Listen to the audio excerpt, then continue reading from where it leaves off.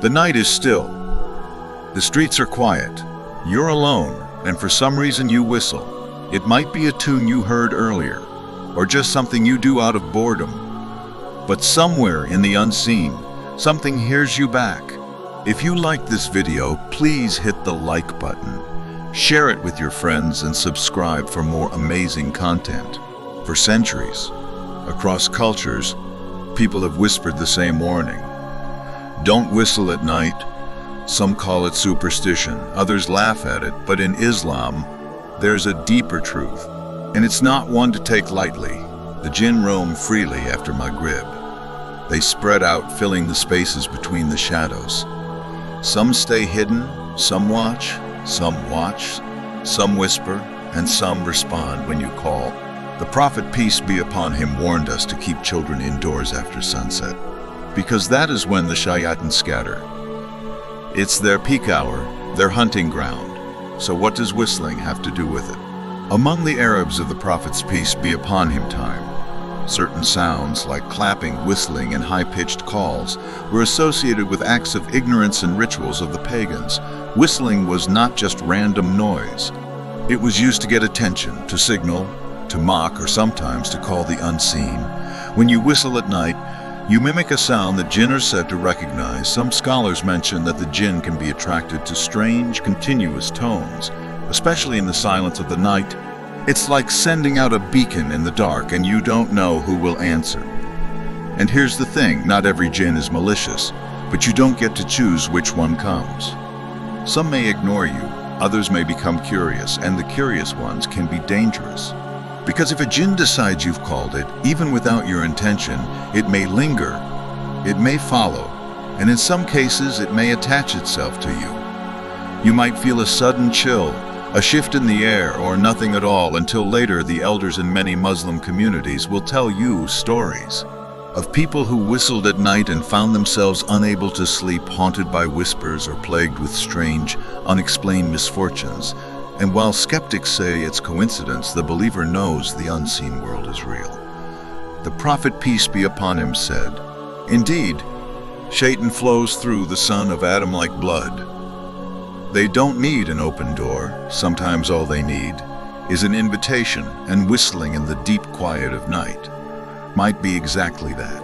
You might be wondering, is there direct proof from the Qur'an or Sunnah that whistling at night calls the jinn? In the Qur'an, Allah, peace be upon him, describes the worship of the Quraysh at the Kaaba before Islam. Their prayer at the house was nothing but whistling and clapping of hands. The scholars explain, this was an ignorant ritual, a noisy display meant to replace real prayer. It wasn't a blessed act. It was linked to falsehood and misguidance. This is why whistling became associated with heedlessness, and why the early Muslims discouraged it, especially without purpose and especially at night. But the deeper reason is tied to the nature of the night. Itself. The Prophet, peace be upon him, when the night falls, keep your children in, for the devil spread out at that time. He was teaching us that the time after sunset belongs to a different kind of movement. Not the movement of humans, but the roaming of creatures we cannot see. It's not just jinn in general. It's the shayatin among them who look for chances to cause harm, to frighten or to mislead. And strange sounds at night, like whistling, can serve as signals in their world. Some elders in Arab, African, and Southeast Asian Muslim cultures will tell you the high-pitched vibration of whistling can disturb the jinn. Like shining a flashlight into their space, some jinn might flee. Others might come toward the sound. Curious or angered, in many Malay Muslim households, for example, it's taught from childhood, don't whistle after dark. The spirits will come, and while some laugh at it as an old wives' tale, many quietly keep the rule. Just in case, stories circulate of a young man who was walking home late, whistling to pass the time. When he entered his room, he felt a heaviness settle in the air. That night he couldn't move in bed. His chest pinned, a shadow hovering near. Some say it was sleep paralysis, others no better. Another case, a group of friends camping in the desert. One of them whistled a tune in the dead of night.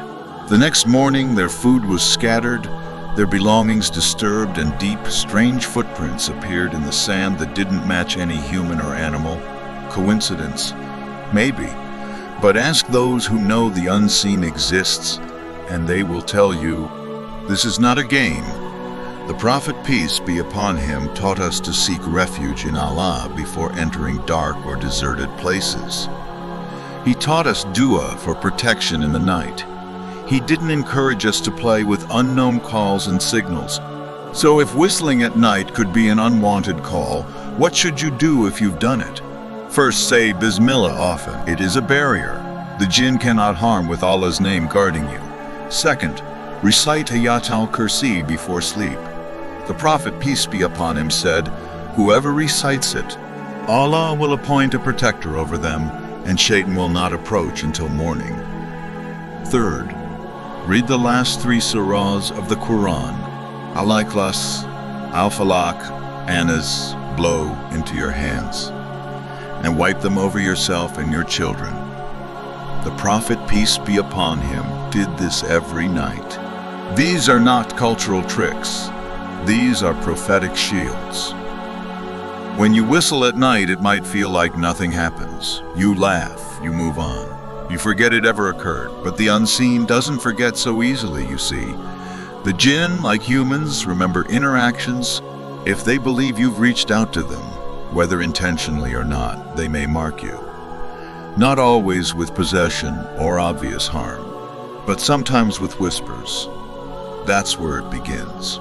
The slow intrusion into your thoughts. Doubts that never used to be there.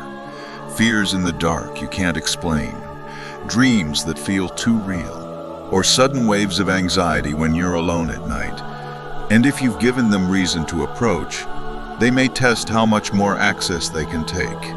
This is why the Prophet, peace be upon him, said, do not make your homes like graves. Shaitan runs away from the house in which Surah Al-Baqarah is recited. It's not just about avoiding harm.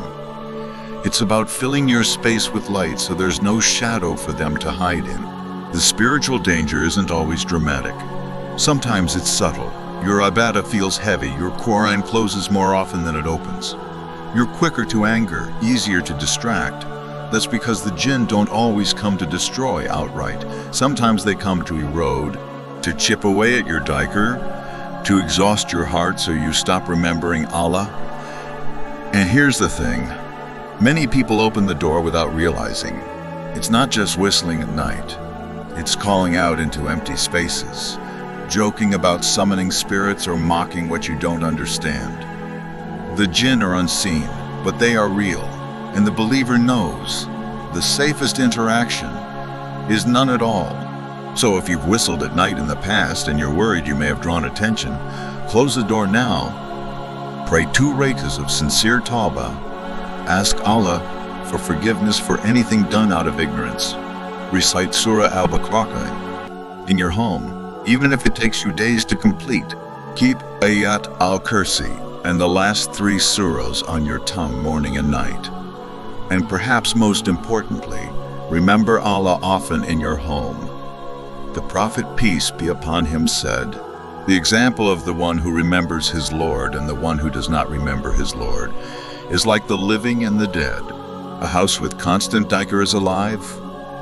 It is hard for Shaitan to enter and harder still for him to stay, so the next time you feel the urge to whistle at night, pause, ask yourself, is it worth sending out a call into a world I cannot see? Because sometimes silence is not empty. It is safety, and the stillness of the night is not a void. It is a space where angels and jinn move unseen. You choose which ones you invite closer, and if you choose wisely, you'll sleep under the protection of the one who never sleeps, while the shadows pass you by. If you liked this video, please hit the like button, share it with your friends, and subscribe for more amazing content.